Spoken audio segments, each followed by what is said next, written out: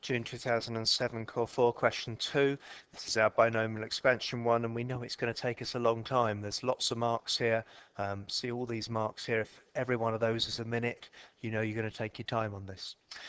So the first one here, we've just got the simplest of the expansions to go for. So of course it's just 1 plus, it's nax is this one here. So it's minus 1 times by x, plus then we've got n take away 1 over 2 times by x squared, and we've got to do the next one as well.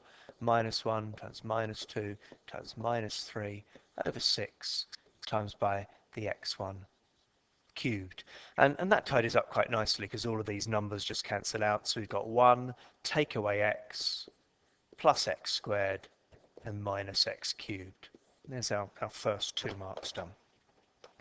Well, now we've got to repeat the thing again for this one here. But we can actually use what we've just done, because what we're trying to do is 1 plus 3x, that's the bit here, all to the power of minus 1.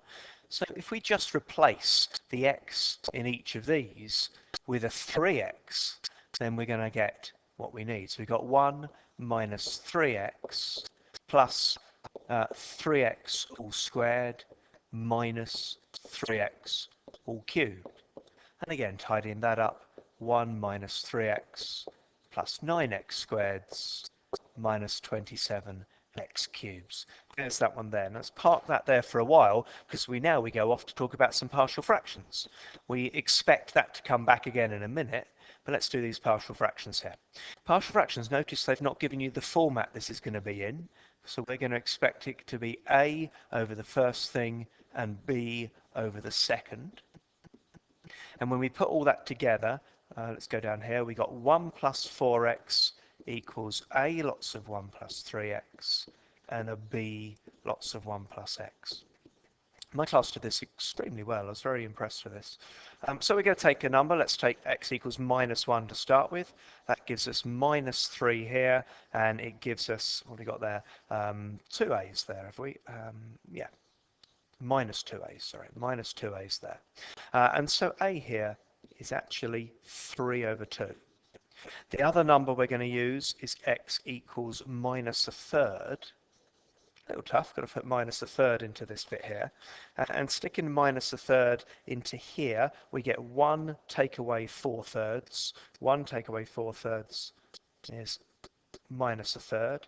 Sticking minus a third into here, we're getting 2 thirds for b. And so b is equal to a half, or is it minus a half? Minus a half, isn't it? B is equal to minus a half. So there's the expansion there.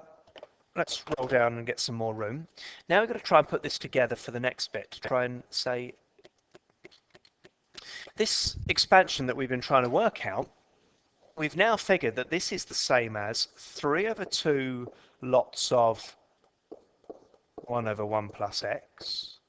It is minus, isn't it? Minus a half of 1 over 1 plus 3x. I suppose actually for that one there I never wrote the answer, so we should have actually rewritten that as the answer here. 1 plus 3x there, written it as answer there. What some of my class did was try to multiply this out, and that really isn't helpful at all. All we've got to do is we've got to do 3 over 2 times by the last expansion that we just did. So we've got 3 over 2 lots of 1 minus x plus x squared minus x cubed. I got that from the very top when we had this earlier. Take away a half of the other expansion, which I think was 1 minus 3x plus 9x squared minus 27x cubed. So we're just doing 1 and a half of all of these and a half of all of those. And I'll leave you to multiply that out and so on. But this, when we tidy it all up, just gives us 1 minus 3x squared. So the x's actually end up cancelling out, and 12x cubes to finish with there. That's 10 marks. There's always these 2 giveaway marks at the very end of it to see what we got. So what colour we use for this one? Let's use blue. So when is this thing valid? When is the binomial expansion valid? And that first one there was valid when the modulus of x was less than 1. And the second part of there was valid when the modulus of 3x was less than 1. And that tells us then that the modulus of x will be less than a third. Which of these two is the most restrictive? It's that one there. So that's the one that it wants. This one here, both of them work, whereas for just less than one, this one here wouldn't necessarily work. So there's your answer to the other bit. 5 minutes. It's gone on a bit. Here's the answer to the mark scheme first part. And if you've listened this long, there should be a prize for you. There we go.